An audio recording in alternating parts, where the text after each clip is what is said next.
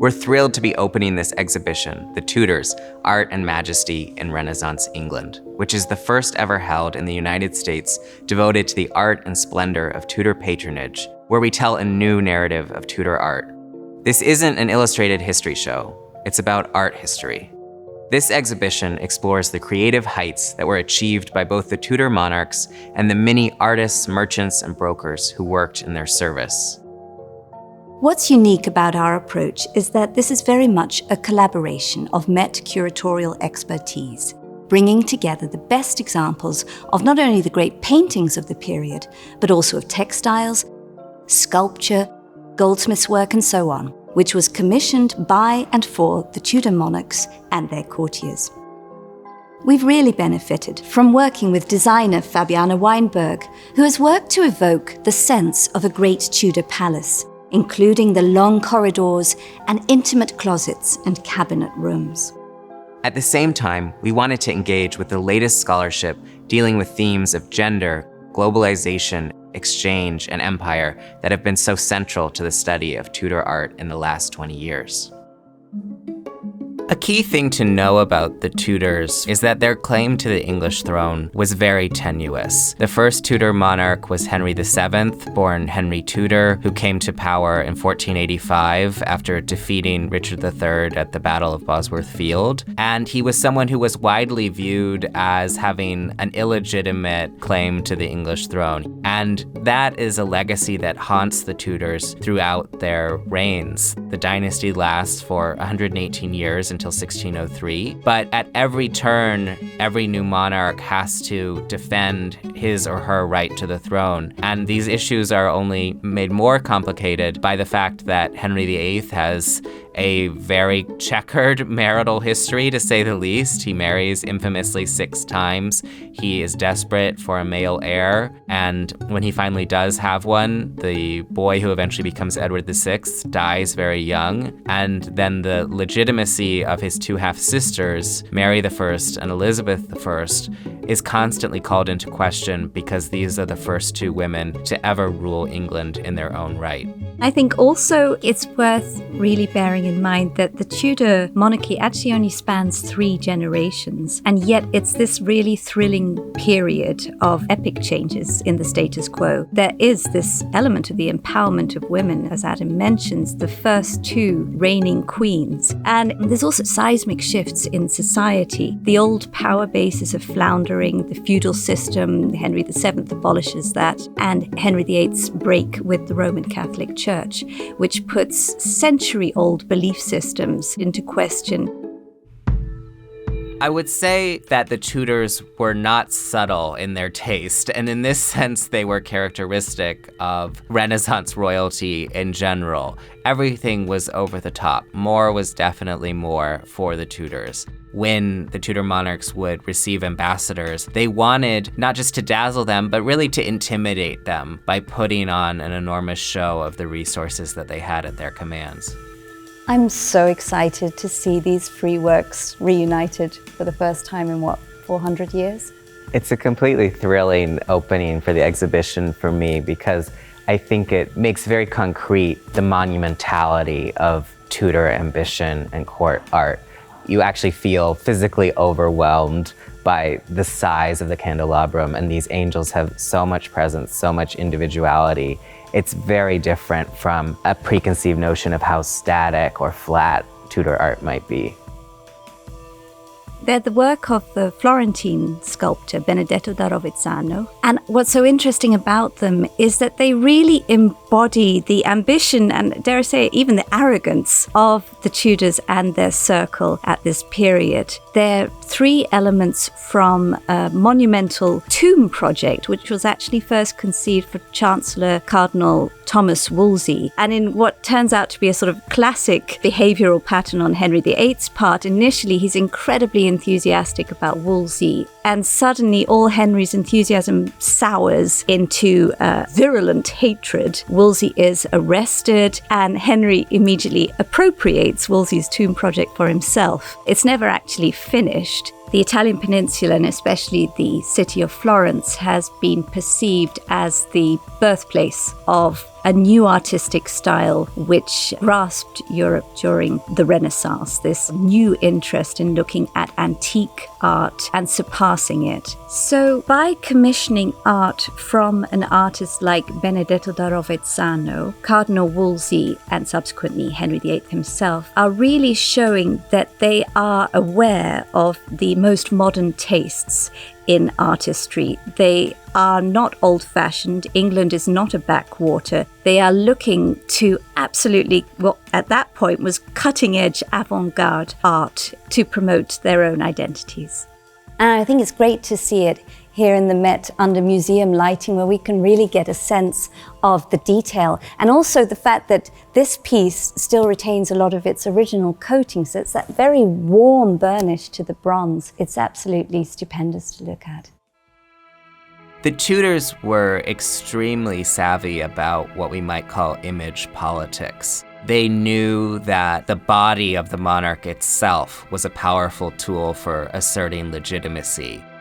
This is one of the most iconic portraits of a Tudor monarch and the greatest royal portrait by Hans Holbein the Younger, a German-born painter who spent the final chapter of his career working in England in service for the court of Henry VIII.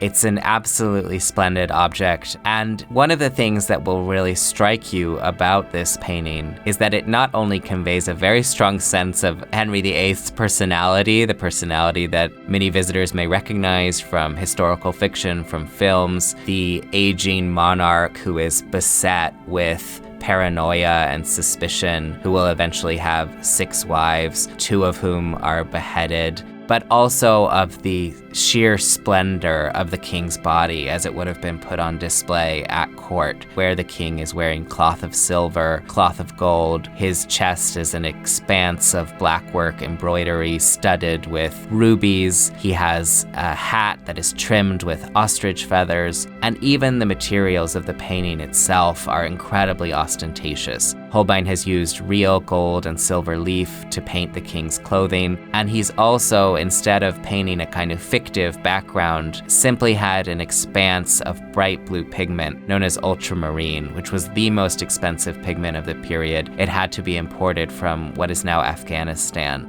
So this is a painting that makes no bones about displaying the king's astonishing wealth, the luxury with which he surrounded himself. One thing that's really interesting about this painting is we're pretty sure it was a diplomatic gift, that it left England shortly after it was painted, most likely as a present for Henry VIII's great rival, the French king, François I. And it shows how the Tudors were always using their image, their splendor, their portraiture to impress their rivals. There was enormous competition amongst the small club of European monarchs in this period. And we know that Henry was very curious about how his athleticism, how his attire, his jewels, everything stacked up compared particularly against the French monarch, who he saw as his prime competition. That's so true.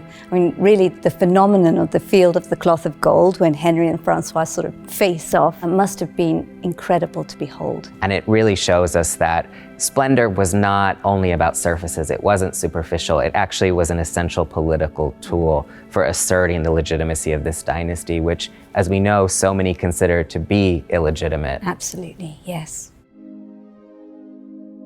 So this is the largest object in the show. It's just under 28 feet by 14 feet. And what's really mind-blowing is that when Henry VII acquired it, it was accompanied by 9 other tapestries, the same or even slightly larger in size. And they depicted the vacillations between sinful and virtuous behavior set alongside the Christian history of the world taken from the Bible, from the creation, which is what we see here, all the way through until the Last Judgment. And this piece, the creation, is the only one from Henry VII's set to survive. It was woven in Brussels, which was the great center of tapestry production during the 15th and 16th centuries. And if you get up close, you can see quite how virtuoso the weaving is. It's absolutely exquisite. The raw materials, the precious metal-wrapped threads, again, this is just speaking to his awareness that in order to legitimize his claim to the throne, to have a suitably kingly aura, both at home and to all the ambassadors visiting from European courts, he's very consciously acquiring the same sorts of art and actually competing with the acquisitions of the art being bought by the kings of France, the Dukes of Burgundy, and subsequently the Habsburgs, to show that he is their equal. And there's also so many lovely details. You can get up really close. So there's just things like, the creation of the fishes in the Garden of Eden, and we've got this incredible effect of them coming out of that semi-transparent water. Yeah, I love that even though it is a monumental work with all this gold thread that is so majestic, when you get up close, there's so much loving observation of nature, of animals, and how they interact, that it's a really charming piece as well as a majestic one. This portrait of Elizabeth I by Quentin Metsys the Younger is a really excellent example of the new kinds of symbolism and imagery that Elizabeth and her painters and courtiers embraced and developed as they sought to create a new visual language for something that was actually unprecedented, which was an unmarried, childless woman occupying the English throne. So you'll see here the Queen standing at the end of an arcaded gallery, and she's holding a very unusual accessory. It's a sieve, and this goes back to an ancient Roman legend. There was a Vestal Virgin, someone who was a kind of priestess tending a sacred flame in the city of Rome, and she was accused of breaking her oath. And in order to prove that she was a virgin, she carried water in a sieve, this miraculous act that saved her life. So the sieve stands for the power of sexual purity in a female leader. Elizabeth is claiming this iconography. She's depicted as, I think, frankly, a melancholy figure, and a figure who's isolated from the courtiers in the background, but who has shouldered this great burden and duty of serving England alone, being wedded to England alone. But there's that incredibly rich palette, the black and the gold, and then those splashes of color. Right, and I think it's important to remember, if I'm correct, that black was a very expensive color. Absolutely, yeah. So there's a muted, subtle luxury definitely there. I know it was a very complicated feat of design and installation, but I'm so glad that we could have all these objects in one case together. It really gives you that sense of different kinds of luxury objects that would have defined Tudor ritual and display. Absolutely. I mean, this is our splendor section, trying to evoke that sense of being in a Tudor palace or great house surrounded by sumptuous displays of great, lavish luxury objects in all media. Very little of the precious metal work inventoried in the royal jewel house when Henry VIII died in 1547 still survives. So we're all the more excited and grateful that Florence was able to lend us the cup and cover with emblems of Henry VIII and his first wife, Catherine of Aragon. It's a very beautiful piece. It's rock crystal, which was considered worth its weight in gold, with these London-made gilded silver mounts. I'm so fascinated by this object, crafted by Gujarati artisans on the west coast of India. Again, a synthesis of materials and artistry coming from all over the world. Absolutely. I mean, this is the period when the Tudors are really becoming aware of the rest of the world beyond Europe, and there's such curiosity in the art objects coming from those different areas, such as Asia. The porcelain, imported all the way from China at this period, it is so highly treasured. It's still so rare. No one in the West can quite work out how it's even made. They think it might be made from buried shells. And the porcelain has been set then in these beautiful silver mounts made in London. This section of the exhibition is all about the genre of portraiture, which was the dominant kind of painting produced in Tudor England, certainly the dominant kind that survives. For them, portraiture was a record of status, of lineage, piety, political affiliations, loyalty to the monarch, and it also served eminently practical functions. When a marriage was being negotiated between two royal spouses, they wouldn't lay eyes on each other, usually until the wedding ceremony. The geographic distances were too far to bridge. So a portrait really conveyed important information about attractiveness or health, even though we know in a number of instances that information was pretty deceptive. It could also be a very intimate, very private genre. Earlier, we looked at Holbein's portrait of Henry VIII, and here we see his painting of the king's long-awaited male heir, the future Edward VI.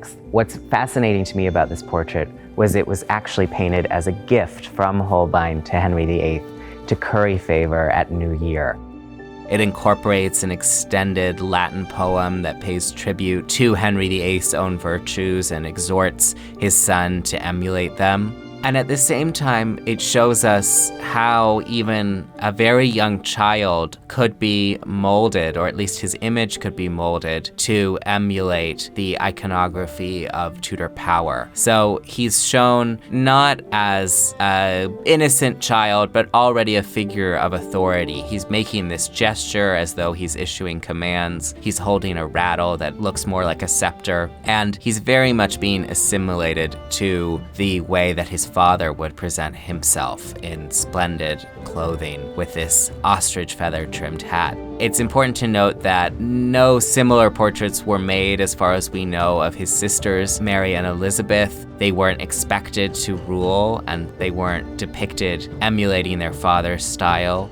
When they, rather unexpectedly, at least to their father, inherited the throne, they really had to improvise their iconography, whereas their half-brother, Edward VI, was assimilated to Tudor artistic propaganda really from the time of his birth. We really try to grapple with why does Tudor art look the way it does? What are the different visual sources and stylistic languages which come to play within Tudor art? Like the rest of Europe at this period in the 16th century, there's an enjoyment in the language of antique revival, classical revival. But merged with that, there's also an interest in the natural world. Similarly, returning again to this way that the Tudors are perpetually trying to legitimize their status, their claims to the throne, they're very actively trying to present themselves as the true heirs of King Arthur, famous of Arthur and the Knights of the Round Table, speaking very much to that earlier medieval tradition. And by bringing together these three different stands, the antique, nature, and the early Middle Ages, there's a very potent mix which is quite unlike anything else that is being produced in Europe at this period, and ultimately creating a distinctly English style. This set of vestments that Henry VII commissioned were the garments which would be worn by the officiating priest, the deacon, the subdeacons, all performing the liturgy in the Roman Catholic Church. So these are actually items of clothing. The cope is a little bit like a cloak, which would have been wrapped around the priest. This is one of those objects that, even though I'd seen it in reproduction, it's really hard to imagine how splendid it is in person. Yeah, I have to say this is one of my favorite pieces in the whole show, and I'm so excited we have it here. And just to realize that when Henry VII commissions it, there's about 30 other pieces in the set. This is just the only surviving one. It makes us realize what we've lost. But physically, it's just so sumptuous, isn't it? It takes the precious metal-wrapped threads to a whole new level. Looking at this, you can understand why Henry VII spent so much money to have these commissioned from weavers working in Florence and Lucca, because they were absolutely at the epitome of velvet weaving in the early 16th century. And if you come in close, you can see the little sparkles of the loops of gold within the crimson pile. That's a technique called allucciolato, which is from lucciola, which is the Italian for firefly, which I think really captures the sparkling effect. And this is really this fantastic example of Henry's branding, where he is bringing together the red rose of Lancaster and the white rose of York to symbolize the unification of these two previously warring families. He's married Elizabeth of York, so Lancaster and York are now united in marriage. It's the end of the Civil War. No one wants to go back to that. And instead they can celebrate Henry VII and his new dynasty for bringing peace to England. So there's all these messages arrayed on this item of clothing, which would have been worn by the priest as he was leading Mass in the church. The Tudor rose, it's such a great symbol, which no one would have failed to have missed when they were looking at this. Yes, and I hope that once visitors learn about this symbol, they'll start recognizing it throughout the gallery because it really occurs in so many different ways. That's true, it's like a treasure hunt. This final gallery offers what is almost a barrage of iconic images of Elizabeth I, the final and longest reigning Tudor monarch. And she is someone who is very familiar from her portraiture, who had a set iconography that developed over the course of her reign. But I think this particular portrait is especially fascinating because it is an image that makes a striking break with the naturalism, the three-dimensionality of Holbein's portraits, which we've already encountered. It is a very flattened image that is engaged with the aesthetic language of textiles, of miniature painting, of jewelry, attributed to the workshop of Nicholas Hilliard, who was the great miniaturist of the Elizabethan court, and someone who really drew on his training as a goldsmith to create these wonderfully ornamental, decorative surfaces. So he's not striving for what we would call a realistic effect of three-dimensionality. We know actually that when he spoke to Elizabeth I during one of the portrait sittings, she said she thought that too much modeling, too much shading actually got in the way of good portraiture. So this effect of extreme highlighting, of flatness, is intentional. It's not about a lack of skill or a lack of awareness of what was going on the continent. Instead, it speaks to the emergence of a distinct Elizabethan aesthetic, a set of priorities very different from what Holbein had pursued.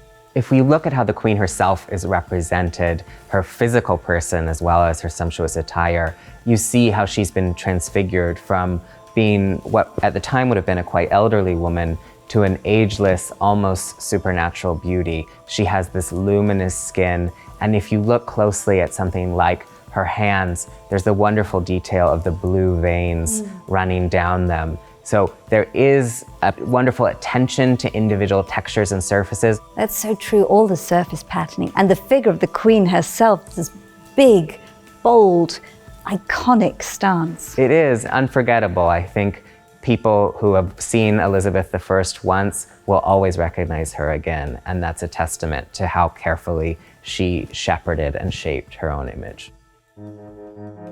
We're very aware of the fact that we're opening this exhibition in the wake of the death of Her Majesty Queen Elizabeth II. And I think that the intense emotional reaction many people within the United Kingdom and outside of it have had to the Queen's passing speaks to the continued fascination that monarchy exerts, even in an era when the British monarch no longer exerts much political power. That symbolic power still really grips the imagination.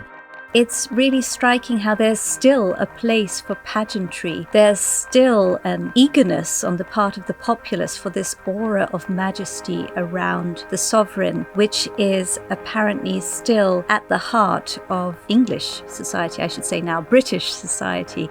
And this exhibition, I think it speaks to just how engaged Tudors were with questions that still preoccupy us today, whether those are questions of image politics, whether they're questions of political legitimacy, questions of gender, questions of the role of religion in government.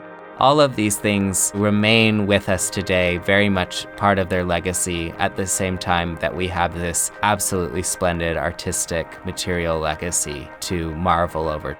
Adam and I have really tried to show how very self-consciously the Tudors were using their art patronage and collecting to project this aura of majesty and of legitimacy. And it's so striking that it worked, because I think even today, if one thinks about the Tudors, they really are the quintessential English dynasty, which is quite extraordinary when one considers they only reigned for 3 generations.